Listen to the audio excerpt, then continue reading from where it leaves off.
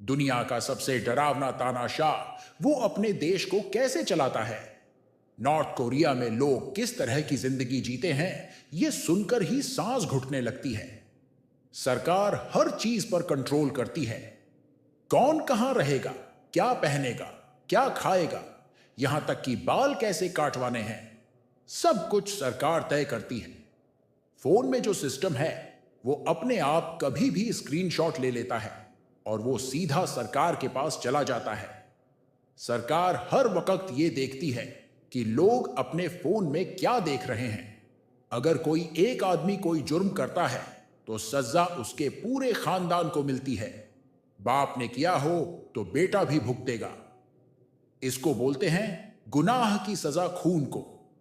लोग अपने ही घर वालों से डरते हैं, कोई किसी पर भरोसा नहीं करता। सबको लगता है कि अगर मैंने कुछ कह दिया तो हो सकता है कोई जाकर सरकार को बता दे। फिर भी पिछले कुछ सालों में वहां थोड़ा बदलाव आया है। किम जोंग उन की पकड़ पहले जितनी मजबूत नहीं रही। एक चुपचाप बदलाव चल रहा है और इसको आगे बढ़ा रही हैं नॉर्थ कोरिया की औरतें। अब सुनो एक ऐसी कहानी जो दिल को हिला देती है। 1991 में एक औरत को नॉर्थ कोरिया के पॉलिटिकल जेल कैंप नंबर 14 में डाल दिया गया। उसी जेल में उसने एक बच्चे को जन्म दिया। नाम रखा शिन डोंग ह्यूक। यह बच्चा जेल में ही बड़ा हुआ। क्यों? क्योंकि वहां का कानून कहता है अगर किसी ने कोई सियासी गलती की तो उसका खून भी गुनहगार होता है। मतलब अगर दादा ने कुछ किया तो पोता भी जेल जाएगा। शिन को ठीक से खाना तक नहीं मिलता था। घास और चूहे खाकर गुजारा करना पड़ता था।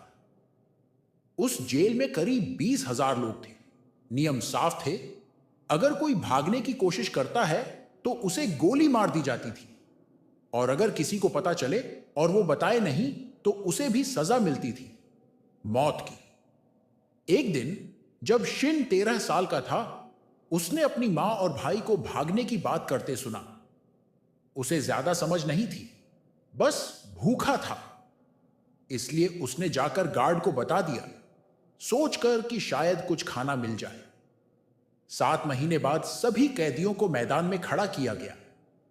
शीन को सबसे आगे खड़ा किया गया और फिर उसकी आंखों के सामने उसकी मां को फांसी दी गई। उसके भाई को गोली मार दी गई। शिन को यह सब जबरदस्ती दिखाया गया। इसके बाद उसे 6 महीने तक बहुत ज्यादा टॉर्चर किया गया। यह कहानी बताती है कि नॉर्थ कोरिया में लोग कैसी जिंदगी जीते हैं। अगर जानकारी पसंद आई हो तो अगले हिस्से में एक और सच्ची कहानी के साथ मिलेंगे। फिलहाल